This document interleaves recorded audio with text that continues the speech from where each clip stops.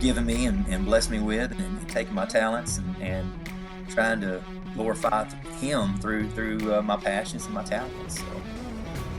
Because we need Christians whose faith is alive right now. God doesn't ask for anything in return from us. He just wants us to trust Him and believe that, He is the Almighty and sent His Son Jesus here to die on the cross to forgive us of our sins. I'd rather share a Bible verse on Sunday morning with an audience of 100 than just try to sell products and not make any difference at all to an audience of 1 million. And then it's like, well, that's settled. Let's go. We sit back and we develop this envious jealousy inside of us because somebody else is living the life that we want while we sit down and don't do anything about it. Get out, go enjoy it. And then, of course, you and I would say, get in the woods.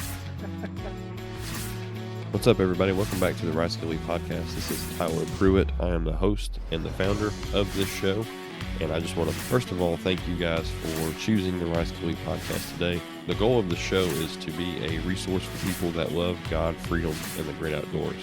It's really my job as the host and the founder to come up with content that you guys are going to enjoy, that you guys are going to be able to interact with, and that you guys are really going to be able to be enriched from. So I want this show to be a blessing for you guys that are listening to this. So thank you all.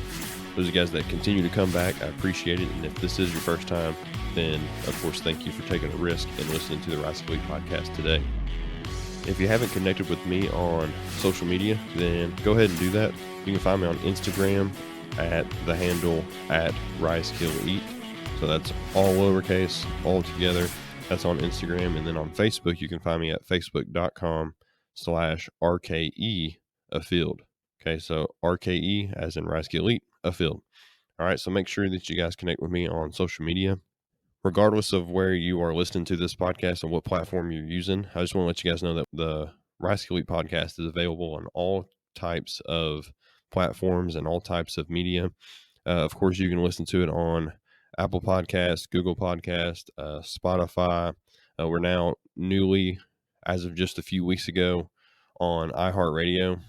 You can listen to full episodes on YouTube, and we just basically take the audio from the podcast and put it into a video form, and people can listen to it on YouTube. You can subscribe there.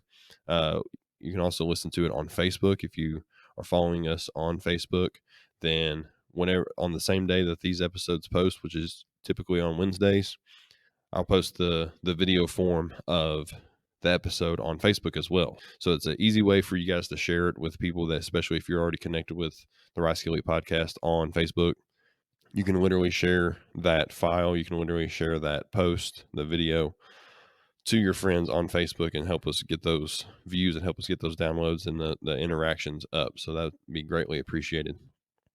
So make sure you guys connect with me on social media. As many of you guys have already seen, based on the title of this episode today, I am joined by John Eldredge, and it's an absolute pleasure and an honor to be able to have him on the Rice Elite Podcast. Just to kind of give you a little backstory on being able to set up this interview with John, because he's a very busy guy. He does a lot of podcasts. He's a guest on a lot of shows. He does his own podcast. He's got, of course, his writings and interviews and everything for his book. So this has been a interview that has been on my list, and I've been kind of working on for actually probably a little over a year now. So it's probably right around that time. And I talked to his assistant last year to try to get an interview set up as the fall was kind of approaching. He was in the middle of a sabbatical. He was taking some time off to just kind of reconnect and kind of take a step away from work and everything. So, and then of course at that time, the Rice Elite Podcast was kind of doing the same thing right around that same time. So this has been something that has been more aggressively in the works since this spring. So this one has been on the docket for a while, and it's definitely a privilege of mine to have him on the show. For those of you guys that don't know John Eldredge, he's an award-winning author of the book Wild at Heart. He has also written books like Fathered by God, Beautiful Outlaw, and then of course his newest book, Get Your Life Back. These are all books that we discuss, and we kind of get into some of the details as far as what these books talk about in today's episode with John. So In addition to that, we of course get into being able to develop a relationship with God and being able to find ways that we can relate and have that relationship with Jesus. And it was very spiritually invigorating for me to be able to talk with John and be able to bounce my ideas off of him. Of course, we discuss raising a son to be a man, and that's something that John he really gets into, especially in his book Wild at Heart, about the true nature of men and true nature of boys, just to be adventurous and to get out and experience adventure. I mean, and to have that battle to fight, the adventure to live, and the beauty to rescue, which those are familiar words if you've read Wild at Heart. So without further ado, I'm just going to let the interview kind of speak for itself. Today I'm joined with John Eldredge, so I know you guys are really going to enjoy this one. So sit back and enjoy episode number 58 of the Rise Elite podcast.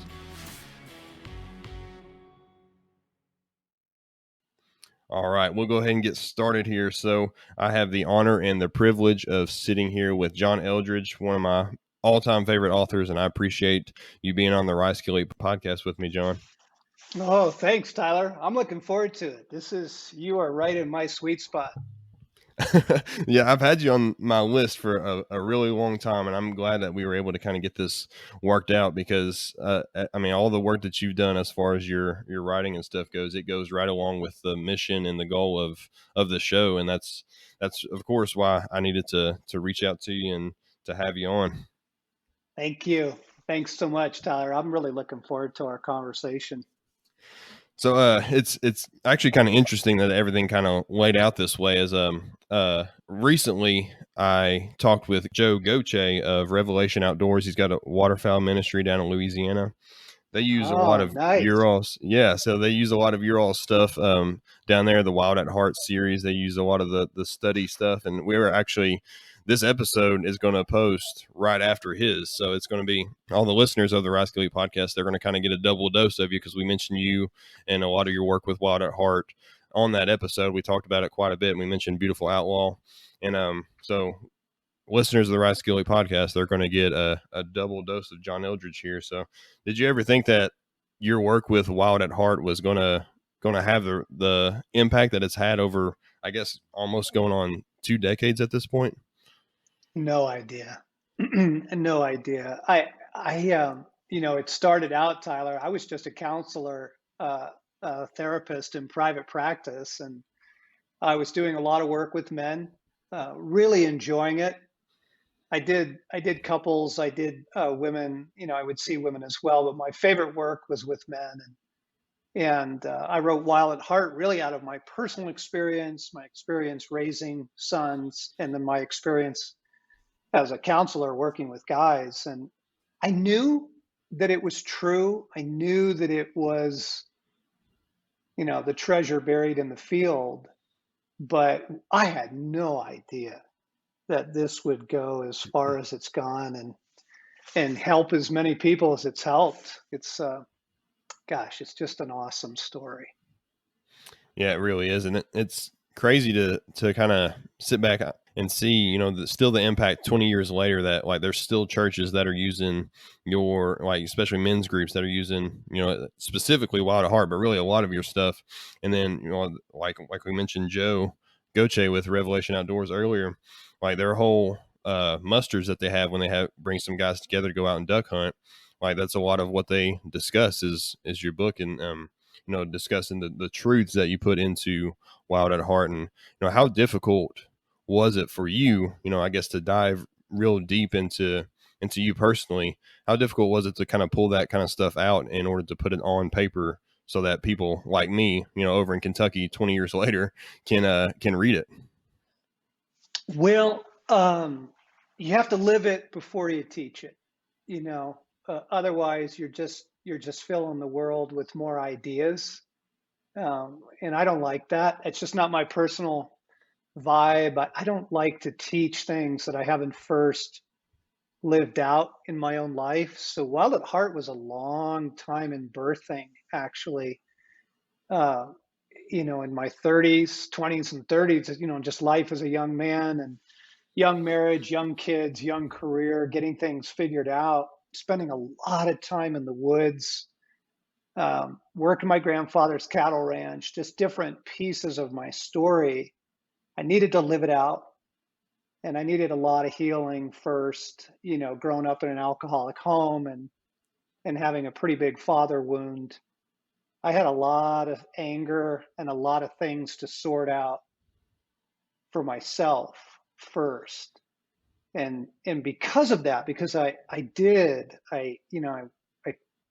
took the journey, and I just was the guy that wanted his heart back and wanted a wholehearted life. I wanted to be a wholehearted man, not a partially hearted man. When it finally came time to put down Wild at Heart on paper, it actually happened extraordinarily fast. But that's unusual for a writer. That's unusual for the writing process. It was just because this was so core to my journey for many, many years.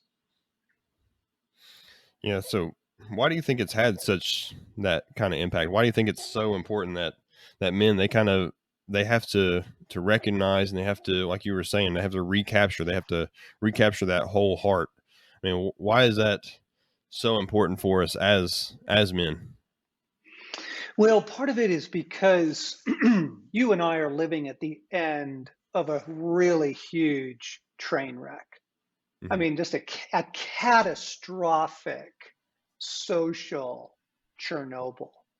And it actually goes back to the Industrial Revolution and then World War I and II, and what that did to our grandfathers and our fathers, and then the Vietnam era. Like what we've seen is the collapse of fatherhood, and at the same time, and it makes sense, also the collapse of male community, where boys are initiated into men. And so, at this late hour, good grief, gender isn't even a thing anymore. Like people don't think gender is real. And so we're living at the end of this tragic Chernobyl socially, that has left a lot of guys with a lot of questions, just saying, what the heck, man? Like, I know I'm a man. I want to be a man, but how do you find that? How do you live? And so Wild at Heart was one of the books. It was one of the messages that came, talk about a word in season. I mean, it hit a cultural moment where the need for fathering, the need for direction, the need for an initiation path was probably, there's just never been a vacuum like this before. And so it's not like we passed that, it got worse. It's getting better, by the way. Yeah. There's a phenomenon, you mentioned the guys that are doing the gathers, the musters, and the duck hunts. Like there's so many great stories of men who really are recovering masculinity and recovering the initiation journey and recovering, I think what I would call is just a culture of masculinity and a warrior culture. Like there's really good news. But it's way down in the weeds. It's local, it's grassroots. It's not what you see in the headlines. In the headlines right now, and culturally, we're still in the fallout of that cultural collapse. Yeah, I mean, it's hard to turn on the news, or it's hard to get on any form of social media. That may be the worst idea, but it's hard to, have any kind of connect with culture without seeing a lot of what you just mentioned. Like even now, like, of course this was true, I mean, 15, 20 years ago, whenever you wrote this book out, and kind of like what you're saying with the culture, it's almost magnified now because everybody's got that ability to be able to interact with it, to connect with, to see the images and to see everything. And like you were saying, like at this point, that there's groups of people that are pushing that gender is not even a thing. Like the fact that we're even arguing about that is absolutely insane. And I mean, it's difficult from I guess not difficult, but I guess complex from somebody in our position that is considered to be be masculine and to be, white Christian males, in a society right now where, those quote unquote type people, those stereotype people, they're trying to shut that message down. I mean, it's kind of what it seems like, at least from my perspective, and seeing that kind of stuff and seeing those truths play out that you discussed, of course, in Wild at Heart. I mean, it's incredible. It's insane to kind of see that. Yeah, but here's the good news. It's only because they have the megaphone. Yeah. Honestly, the actual percentile of people who hold, hardcore to that worldview is actually pretty small. Mm-hmm. The average guy is just looking for help. He's just looking for some direction. And there is this, as I said before, there is this phenomenal grassroots movement of guys just like you, right? Like you got it on your heart, start a podcast and provide good content and good direction and just some clarity and some encouragement for guys. Like this is what we're doing right now. This is an Mm-hmm. example of this grassroots movement out there. So it's really wild that at the same moment that our cultural leaders are spinning off into outer space, at the same moment there's really, really good stuff going on in a lot of communities for men. I just have a unique vantage point to that. Because we connect with an awful lot of guys around the world now, and we Yeah. hear the stories, we see it. So I'm here to bring a little bit of good news to Absolutely. your listeners. Absolutely. That there's a lot of men getting together for community, for getting in the outdoors, for getting their hearts back, for learning what it means to be a good dad, Mm-hmm. Despite the fact that the world's blowing up. Yeah.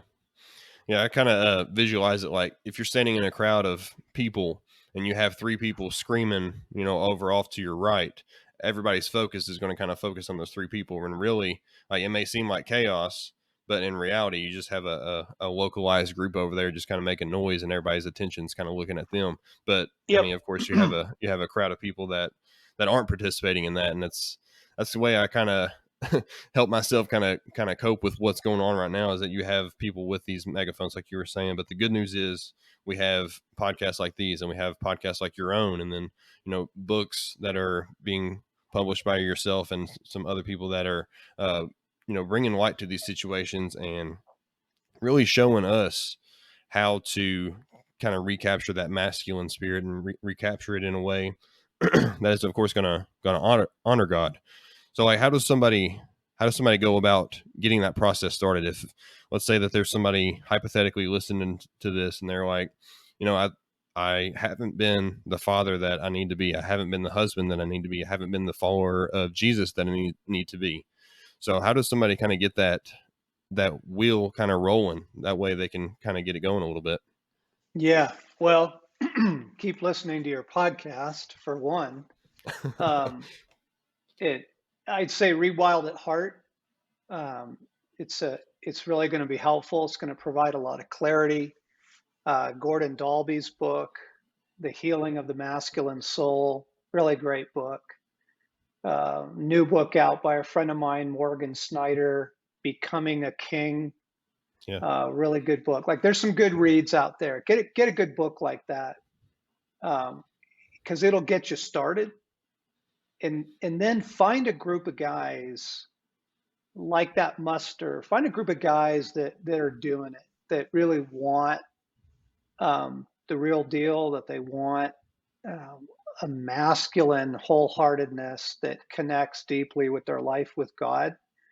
And if that's not going on where you are, if that's not going on in your church, go find it, because you do need some guys to help you in your journey. This is a pretty tough time to live alone as a man.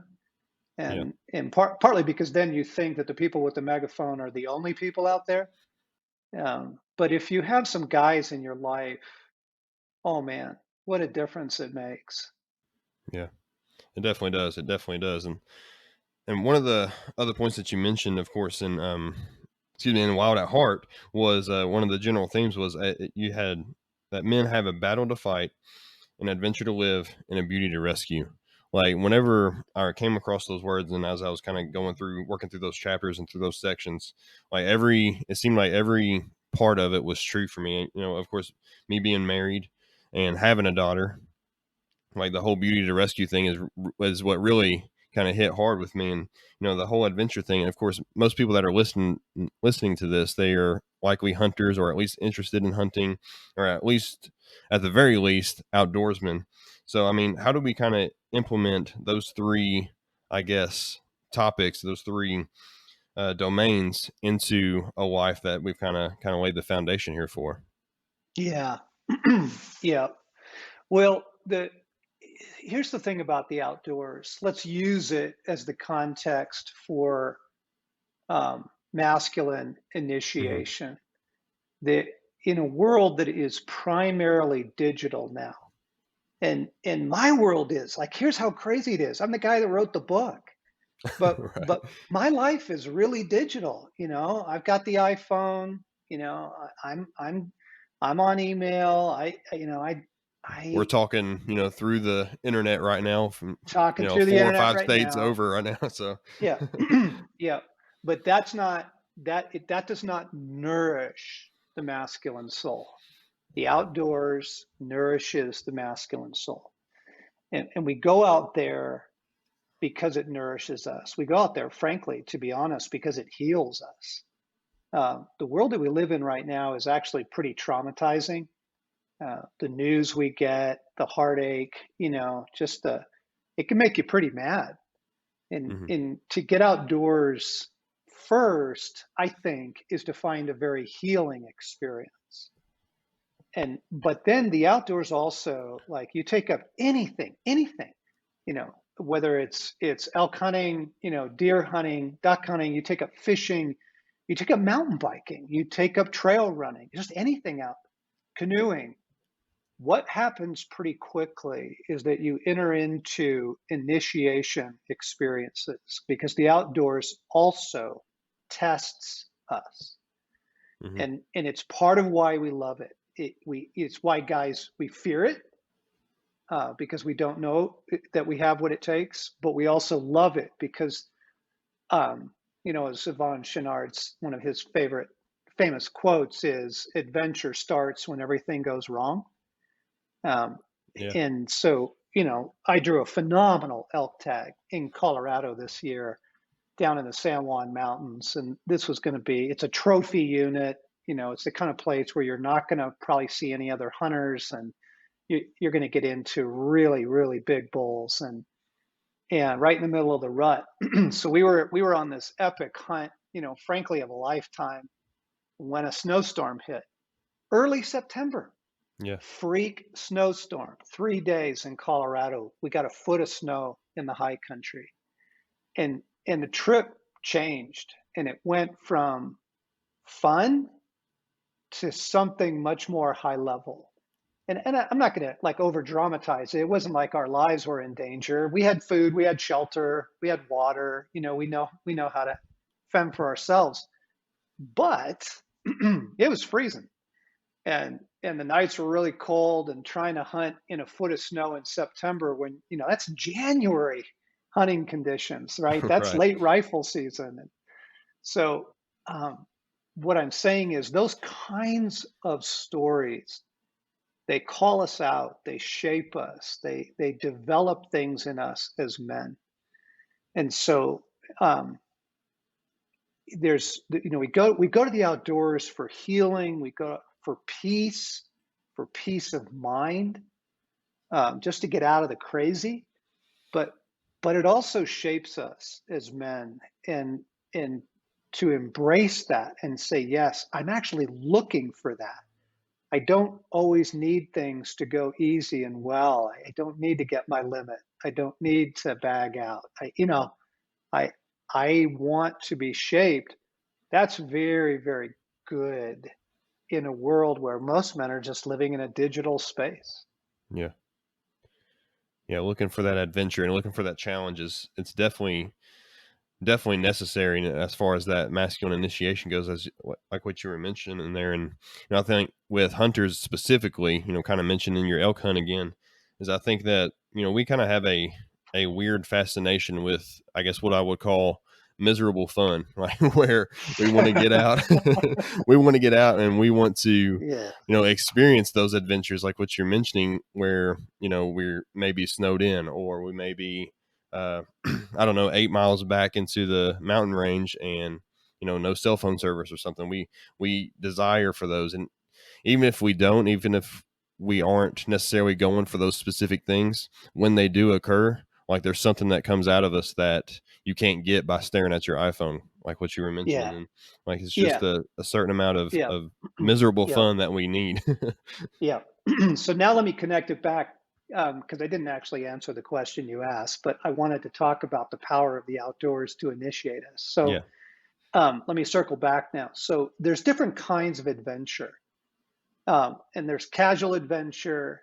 It's the quick run, it's the bike trip, it's going out, fishing on a Saturday morning. There's casual adventure, going, golfing, Mhm. uh, and it nourishes us, and it's good, and you need it, and everybody's got his own flavor on that. But then it starts getting higher into more meaningful levels of adventure.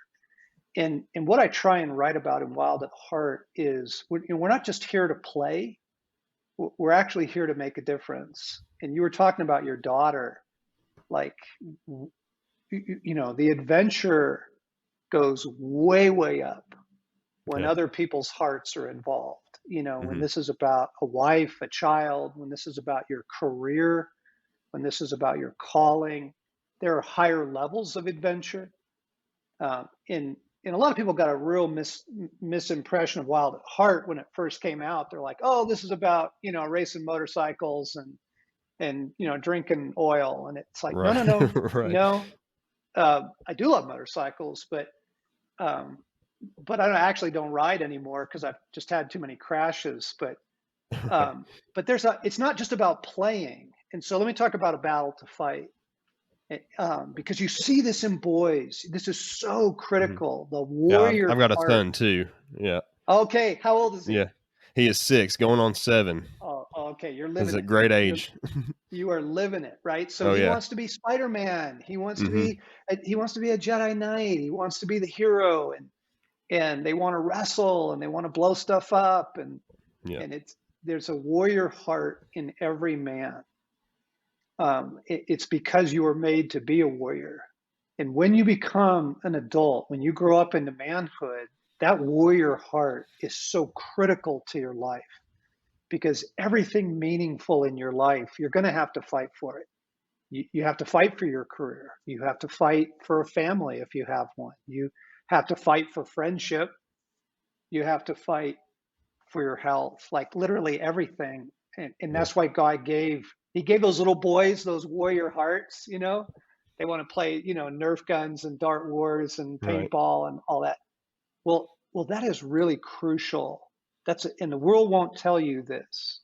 So I'm here to tell you this. You have a warrior heart, and that warrior heart is really central to how you're created in the image of God, and the recovery of the warrior and the training of the warrior is absolutely critical to a man's journey. 100%. I can definitely see that. I just going throughout the day, just on a daily basis with my son, and we were actually in the hunting blind last night, and just the excitement that he had, preparing for it. We were out, doing some throughout this week, getting ready for because our crossbow season started here in Kentucky for Oh, whitetails. right on. So we were working on getting him set up on a deer. It didn't happen last night, but we're going to continue on. But but just seeing, going back to that warrior heart, I mean, you just see it, happen. You see, and there was a specific experience on Thursday. It's actually kind of funny how this happened. I just made the connection, is that on Thursday we were out doing some target practice with the crossbow, and he was getting frustrated because the trigger was too heavy for him to pull. So he was kind of getting a little frustrated with it. And, I kind of kept at him a little bit, keep trying. We can try it with this grip. And, the first thing that came up to my mind was in your book, Wild at Heart, was answering that core question of, do I have what it takes? And, whenever he was finally able to get that trigger pulled, and I could just, his face lit up, and like he ran over to the target to see where the bolt had landed. And, I just think it's that whole warrior heart, that whole battle to fight and everything. It's so true regardless of age. Like, I'm 28 years old. I can feel it in myself, and then I can watch it in my 6-year-old son. Yes, And it's incredible to kind of see those connections. Okay, so let's underscore that for a second. That question, do I have what it takes? You see it in every boy's life. Can I climb the tree? Can I race my bike? Can I keep up with the other kids? Can I win the race? And he learns to ride his bike, and then he wants to ride it with no hands. And he's like, hey, Dad, look, no hands, right? Or, he's on the trampoline and he learns to do flips. He's like, hey, Dad, look, I knew backflip. Like, Right. he is looking to his father for the affirmation, you have what it takes. It's the core question of every man's life. And the search for validation is probably the most compelling search in a man's life in both directions. He will gravitate to the places where he feels validated as a man, and he will stay away from anything that feels like it will expose him that he's not a man. Mm-hmm. So the guys who don't like the outdoors, and there's probably very few of them that listen to your podcast, but most of their, when I talk to those guys, it's because they don't know what to do out there. Nobody showed them. Yeah. Nobody took them out and trained them and showed them how much joy there is. They don't know that they have what it takes. Or you take a guy who's great in the outdoors, and maybe he's a phenomenal hunter, but he doesn't know how to talk to his 16-year-old daughter, and so he's scared there, and he stays away from hard conversations because he doesn't know that he has what it takes. So that need to get that question answered, and that the design of God in a masculine initiation was the father would teach the son, you have what it takes. And he would train him, and he would bring him into a bunch of experiences. And what was so important about the crossbow story with your son is you didn't say to him, that's okay, I'll pull the trigger for you. Yeah. Right? You stayed with him until he was able to do it. And the journey was meant to be like that. It was meant to be that, from 6 years old, to 8 years old, to 15 years old, to 19 years old, we were in experiences that we were discovering and learning we have what it takes. And most guys are pretty wounded there. They didn't have that fathering. They didn't have those good experiences. And so we shape a pose. We become posers, and we try and fake it when we're in the company of men, or we fake it at church, or we fake it, at work. But deep inside, that need is still there. And what's so powerful about the Christian gospel is that God comes to us as Father. Mm-hmm. Not just as God.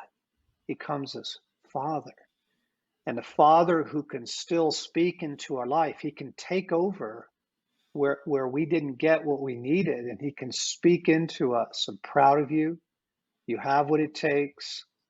And the validation that every man needs, it's what Jesus gets at his baptism. The baptism of Christ, the Father says, I love you, and you have what it takes.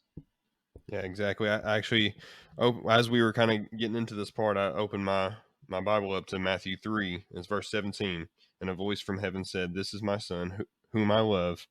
With him I am well pleased. And it's exactly that same thing that you just kind of got at there, is that, like, if Jesus needs, or if Jesus has that moment where his father is telling him, You are my son. You've got what it takes.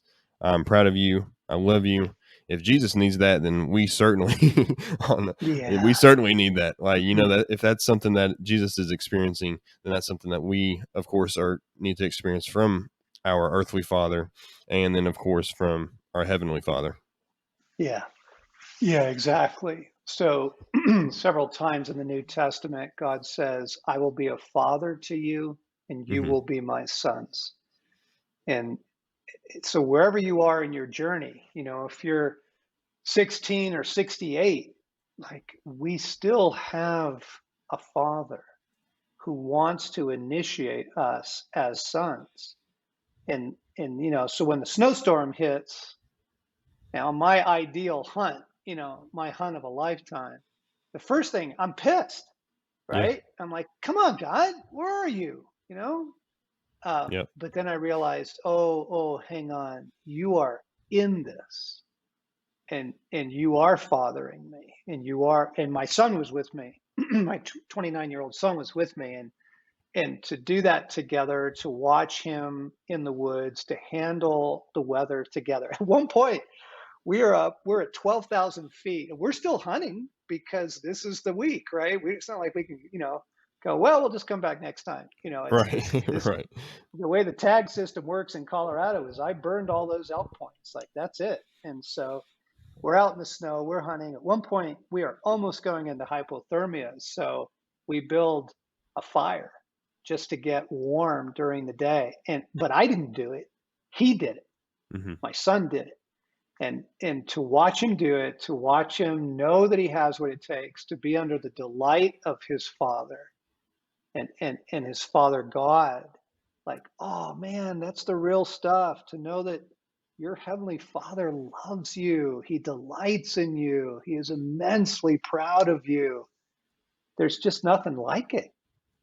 Yeah, that's very true. Very true. And it's crazy how a lot of times it takes those situations where you have, you know, those adventures to live out to where you can finally see it. Cause, kind of going back to what we were mentioning before, in our everyday soft, cushy life, I guess, you don't really have those types of encounters with God where you have this full reliance and you can really see him working through a situation like you would like in a situation like that where you're 12,000 feet up and you're totally reliant on God, and you're totally reliant on each other, really.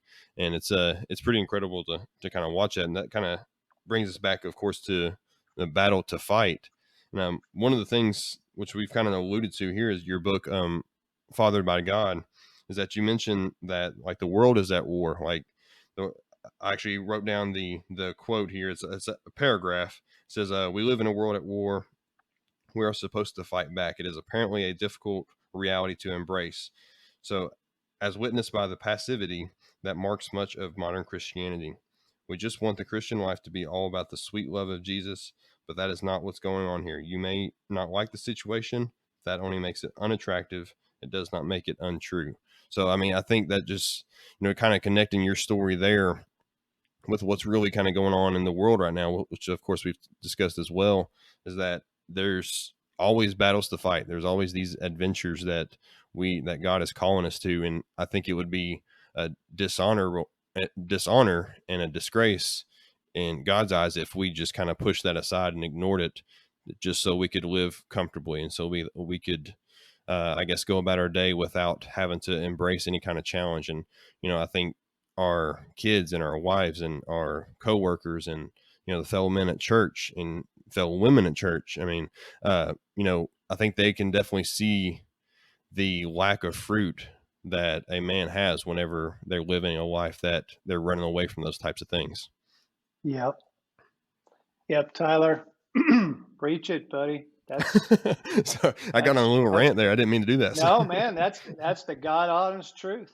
And we just learned here in 2020 how quickly Mm-hmm. our comfort and our normal can be taken away. And to be kind and to be fatherly, I need to say it's likely going to get a little more bumpy before things get better. You look at the American social scene, you look at the November politics, it's likely going to get a little more bumpy. And this is a time that requires level-headed men. For those of you guys who want to geek out on this, I'm going to recommend Rudyard Kipling wrote a poem Yeah, about I know. masculinity. You know what I'm going to quote? Is it If? Yep. Yeah, that's a great one. That's one of my favorites. Yeah. Yeah. So you can post that in the show notes. But Oh yeah, definitely going guys, to. just go Google Kipling, and the poem is simply entitled the little word "if," and he's just talking about if you can keep your wits when everybody else around you is losing theirs. We're in a time like that in the world where authentic masculinity is actually having its hour. I mean, we will be the men to lead, because the communities need good men and need good leadership, just literally down at the neighborhood level. And talk about a battle to fight. This is going to be our hour.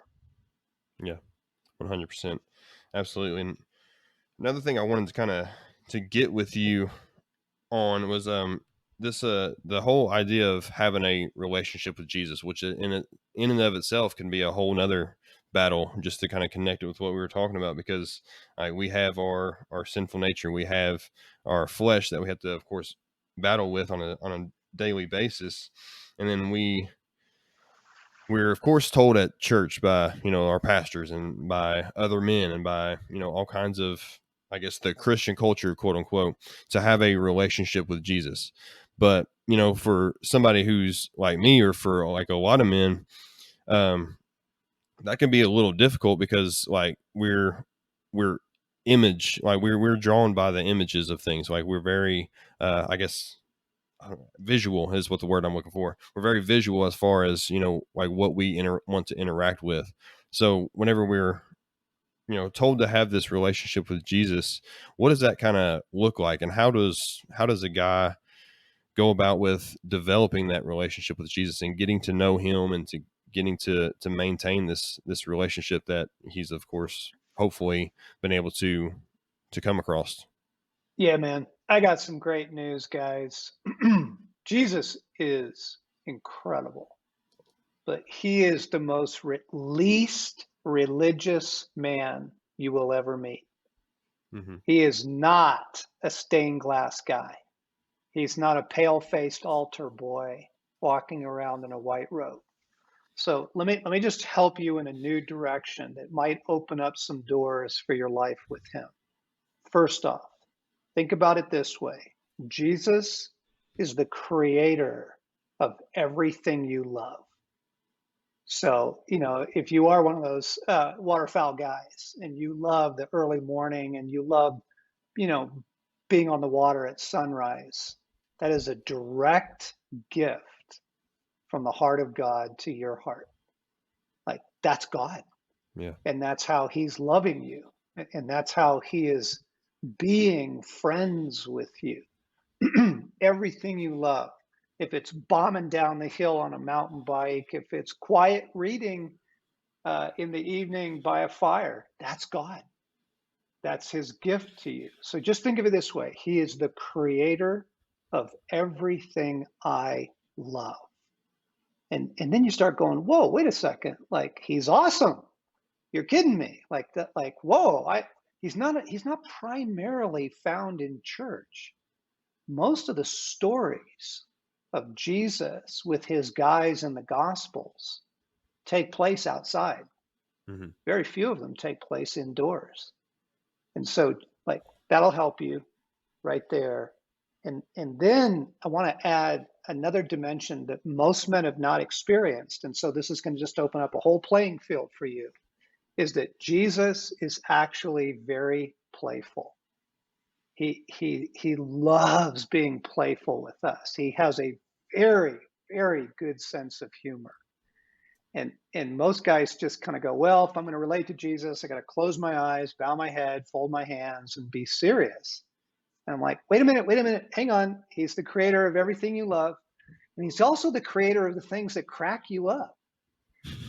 And so, like, to let God be playful with you, let him do things that aren't meant to be serious or lessons that you have to learn.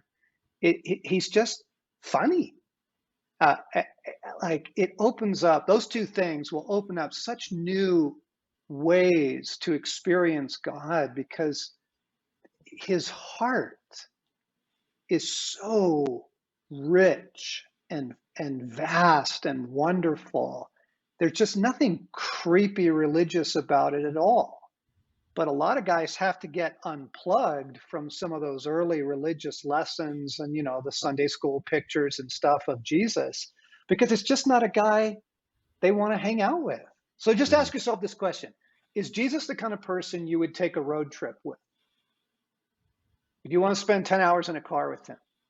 And if the answer is not really, the good news is wrong Jesus. Right. Like, get rid of him. Like, I guarantee you, like, he's good company.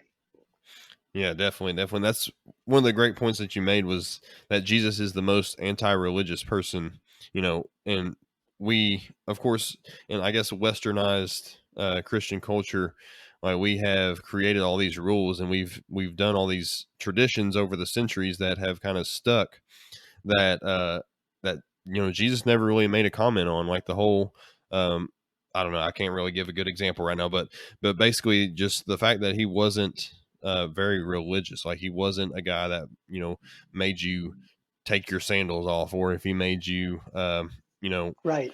whatever it is, and his feet got Right. dirty too, and he was somebody whose hands got dirty. And I was actually reading today, as in my part of my study, is that in John 21, how he was roasting fish with his guys by the lake. Like, they went out fishing, and then this was actually after Jesus's resurrection. He comes back, and mentioning that playfulness is that, like, he is calling out to him out in the lake, and they can't recognize him yet. I'm sure he's got some kind of cloak on or something, and I don't know, it's early morning, so they can't recognize him. So he's like, well, why don't you try the other side of the boat? And then, of course, they haul in a whole bunch of fish, and they bring it over to the shore, and they're out there sitting by the lake by a fire eating fish and bread. And it's just like, that's the kind of Jesus that the Bible actually talks about. It's not this, like you were saying, this pale faced, this scrawny looking guy that is painted in 1700 Yeah. style Yeah. art. It's a guy Exactly. that is somebody that we can relate with, and has the side of humanity to him. He really does. So let me tell you a John 21 story from a couple weeks ago. I love to fly fish. I was out at a little just a ranch pond uh, that a friend of mine has, and it's got some really big trout in it, but they were not biting. And so I finally realized that the time out there wasn't about fishing. It was just about, I just needed some quiet. It'd been one of those weeks, and I was pretty fried. And so I actually sat down. Now, my fly is still out on the water, but because of the reflection of the late evening light, I couldn't even see where it was. And I just sat down, and I just started enjoying the evening and kind of letting the stress go. And I was gonna reel in. I was starting to reel my fly in, and Jesus says, "Leave it." And I'm like, "What?" He's like, "Just leave it out there." I'm like, "Okay." So I sat there, 1001, 1002, boom! This huge 21-inch rainbow clobbers this fly.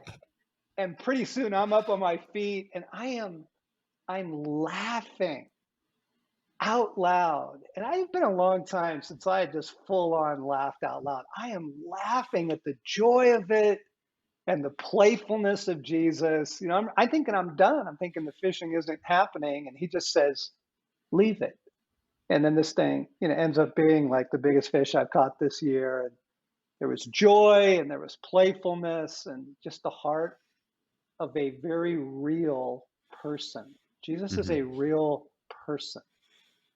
Yeah, 100%. I think that's something that a lot of guys, whenever they, kind of going back to what we were talking about before with the trying to have a relationship with him is that we forget that, he was God in the flesh. Like, he came down here, he's 100% God, 100% man. And, he was a man who, like we were saying, is playful. He enjoyed the things that we enjoy. He enjoyed getting outside. He oftentimes, got away from everybody so he could go out and pray to God. Right. I mean, he was somebody who retreated out into the wilderness. And, if that's, I know people that are listening to this, that's something that they can relate to, because that's what we do. I mean, we get out and we reconnect with God, and that's something that, Jesus did himself. And I think it's at that point is whenever people begin to realize, like, this Jesus guy, he is somebody that I really can develop a relationship and really can be able to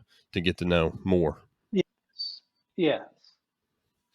So, of course, you got a new book, kind of getting to going a little bit further with our relationship with Jesus, talking about, how to get your life back. And first of all, before we kind of dive into that, I want to comment on the timing of this book. I think is just, of course, a God thing, but I know nobody could have predicted COVID and what was going to happen. But the fact that this released in, right before everything kind of hit is just absolutely incredible. So you just want to kind of give us a synopsis, a quick rundown of your most recent book?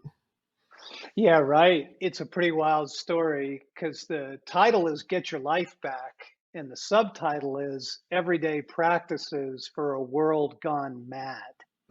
And I wrote it last year. It came out in February, right before the pandemic shook the world.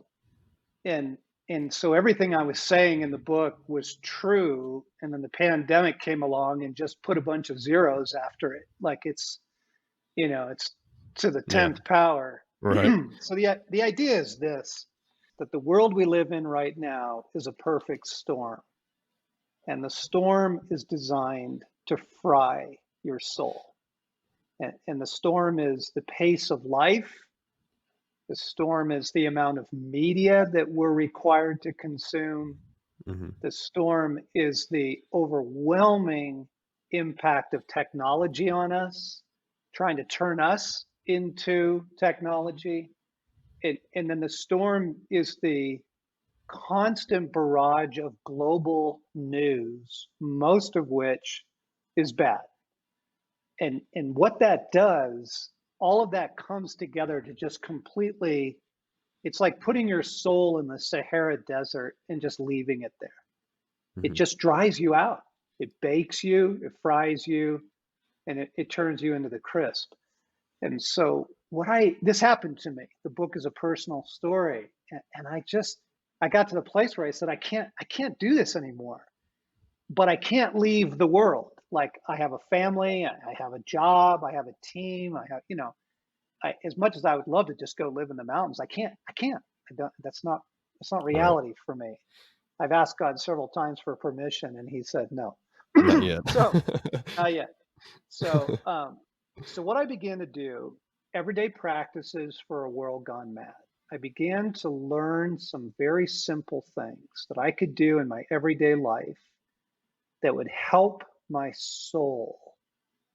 Because all of us, you were using the example, I used it earlier as well. We go to nature to be restored. We go out into the woods to get refreshed. But the problem for most of us is that's not a daily. That's maybe on the weekends, maybe. But for most of us, it's not every weekend. And, hunting seasons don't last all year and all that. So what can we do on a daily basis to help our souls in a world that is continually trying to fry us? So let me give you a couple examples. The obvious one is the cell phone. I realized that the first thing I did every morning was check my phone. I get up, I check my phone. What text came in overnight, what emails, what's the news today, did the world blow up, and that is horrible. As soon as you pick up that technology, or maybe it's your pad, or you jump on your laptop or whatever, you are in the matrix. You are already down the hole. So I've learned, don't check your phone first thing in the morning. Leave it face down. Get up, make a cup of coffee, go out on the porch, and just be a human being for 10, 15 minutes. Like simple practices like that. And at night, uh, the phones go off. The phones go off at like 8 p.m. in our house. Turn off the technology, close the laptop, be a human being, take a walk, play a game, go for a bike ride, do some things that refresh your soul. So you see what I'm describing is it's a whole book of very simple things that a real person can do in a real life without having to go monastic, or flee from society. Like we got to do some things that get us out of the crazy. Yeah. Yeah, 100%. And that's definitely definitely true. And I've noticed it in myself, and I can see it in other people that are constantly, have some type of screen in front of their face, and it really, I don't know, it does something to your soul. It's like you said, it's putting it out into the Sahara Desert. It just dries you out. So of course, if we want a solution, or if we're looking for a solution, we have to know what the problem is first. So what are some kind of, I guess, symptoms that people can look for in themselves? Maybe look for in a spouse, look for in a friend, maybe your kids, coworkers. What are some symptoms of this, I guess, disconnect from being a human being? What are some symptoms that people may experience as a result of that? Yeah. Well, the problem now, Tyler, is now we've got the pandemic. And so the pandemic has traumatized the world. Mm-hmm. And it has a whole lot to do with when you keep people in a state of constant uncertainty. What's the economy going to do? What are the politicians going to do? What's my job going to do? Okay, what are the new restrictions in my county or in my state or whatever? Just that constant. Even if you think, the whole thing's hooey. The fact is, if you are kept in a constant state of uncertainty, that's what they do to people in concentration camps. Yeah. That is how you break down prisoners of war. And so I'm serious, folks. Like, this is a real deal. This thing is designed to fry your humanity. So what are the symptoms? Oh, that's easy. You have less tolerance for people. You get pissed easier. You notice that you are comfort eating. Your little addictions now. You're drinking too much or eating too much. You're spending way too much time on Netflix, and you notice that your attention span is really short. Like, you just can't pay attention to things anymore. It's hard to focus. You feel kind of foggy. You're easily irritated.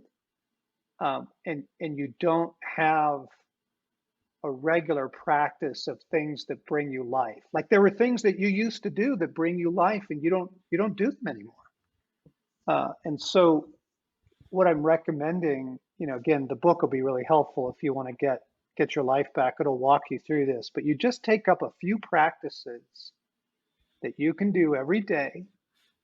And for me, it's my walk in the morning. Like, I can get that in. And we live near a green space. I don't live in the ideal Colorado dream. I live in the normal suburbs, but there's a green space near us, and I can get there. And I get up really early, before the sunrise, because it's what fits into my day. Mm-hmm. And I go, I need my walk. I need it. And you can get into some woods, you can get into some space there, and I walk the dogs, and it's a hike, and I pray. That's where I pray my morning prayers, and I can do that. That's doable. That fits in a normal day. And then for me in the evening, sitting on my porch and just listening to the crickets, listening to the birds, just sitting on the porch doing nothing. So the soul needs to do nothing. It's the whole scriptural idea of Sabbath. The Hebrew word for Sabbath, Shabbat, literally means stop. It doesn't mean rest, it means stop. The literal translation is cease. And the human soul is designed to just have some room every day where you're just not doing anything. Don't answer email, don't figure out tomorrow's list, don't read the news, like get off technology. Just a couple things each day that I can do. And everybody's got their own thing. It's take a run, it's take a bike ride, it's listen to music, it's reading scripture, it's whatever. But you got to start doing some things in this crazy, crazy moment that nourish and heal your soul. And then, of course, you and I would say, get in the woods. Of course, Get in the right woods now. as often as you can. But the reality is, most working guys, like you can't get there every day. And so find a couple things you can do that nourish your soul, heal your soul every day. And then get out of the things that make you crazy. So get off talk radio, guys. Like, are you kidding me? It's just you're gonna be so wound up and angry. You need the news, but get in and get the news and get out. Like 5 minutes of news a day. That's it. You don't need more. And the things that really fry you, do as much as you can to get out of it.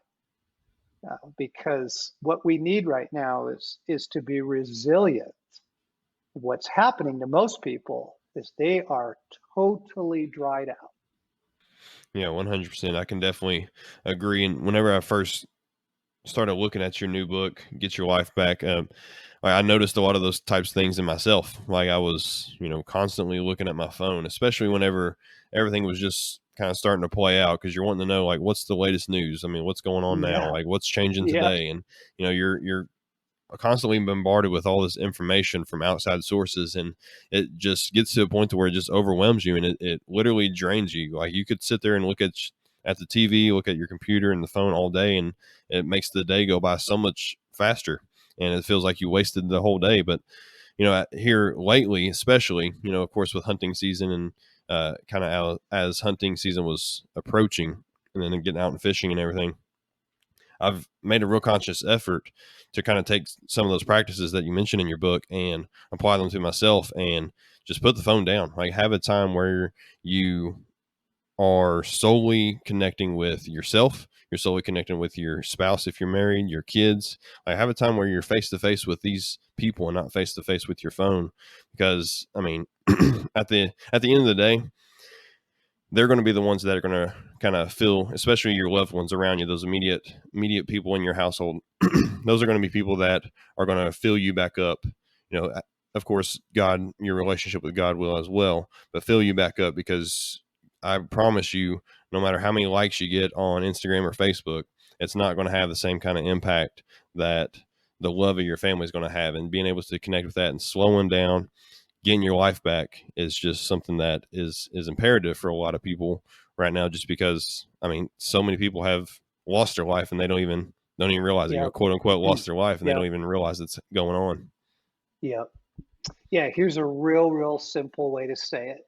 Choose the real over the artificial everywhere you can. So, make your own dinners, don't get takeout. Choose real people, not people online. Choose to get out in nature instead of screen time. Just everywhere you possibly can. Dig a hole, chop a tree down. Like choose the real, because the real is where God is.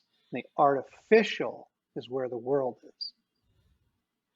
Very true. Very true. So that's incredible. So, John, I appreciate you being on the Rise Kill Eat podcast, man. This was absolutely incredible. I'm so glad we were able to get this worked out. And, like I said, you're one of my all-time favorite authors. So it's certainly a pleasure and an honor to have you on the Rise Kill Eat podcast. So where can they check out your work? Where can they check out you, connect with you and your team, the Wild at Heart team? Where can they connect with all that? Yeah, thanks, Tyler. I've loved this. We could have gone on for 2 hours. I know. I wish we could. Yeah, me too. So let's do it again sometime. But yeah, meanwhile, absolutely. wildatheart.org. Wildatheart.org is where we are, and you can find our podcast and our events and some of the online videos we have and stuff like that. All right. I'll make sure I have links for all the information down there. So again, John, I appreciate you being on the Rise Kill Eat podcast. This was my pleasure. Thank you so much. You're welcome, Tyler. Talk to you next time. All right, there we go, guys. So that was my conversation with John Eldredge. thank you all so much for taking some time to listen to that conversation today. I know that you guys enjoyed that. If you like this podcast, then I know that this was something that connected with you on a much deeper level. I want to challenge you guys to check out some of John's writings if you haven't already. A lot of his books have been helpful for me just to kind of view things from his perspective and to take a deep dive into, you know, our role as men, as husbands, as fathers in this life that God has given us. So check out John's writings. If you haven't already, go ahead and subscribe to this podcast, whatever platform you're listening on, whether it be Apple, Google, Spotify, YouTube, whatever it is, iHeartRadio. Go ahead and click that subscribe button, because I'm actually in the middle right now of a very busy week for the Rise Elite podcast, where I'm doing multiple interviews this week with some incredible people from all across the country, and I know you guys are going to enjoy the future content that is going to come from the Rise Elite podcast. So go ahead and click that subscribe button so you don't miss out on any of those episodes. Last thing real quick, if you guys got any value from today's episode, which I'm sure you did, then I want to ask that you guys leave a positive rating and review on the podcast platform that you're listening on. So in order to be able to climb the rankings, podcast platforms, they will use, I'm sure, different calculations and all kinds of things that will take the ratings and reviews, especially the positives ratings and reviews, and use those to kind of categorize and rank podcasts based on their popularity and their success and that kind of thing. So with any positive rating and review that you can leave today for the Rise Elite podcast, that would be greatly appreciated. I know you guys enjoyed today's episode and my conversation with John Eldredge. Be sure to click that subscribe button, and I will see you guys next week.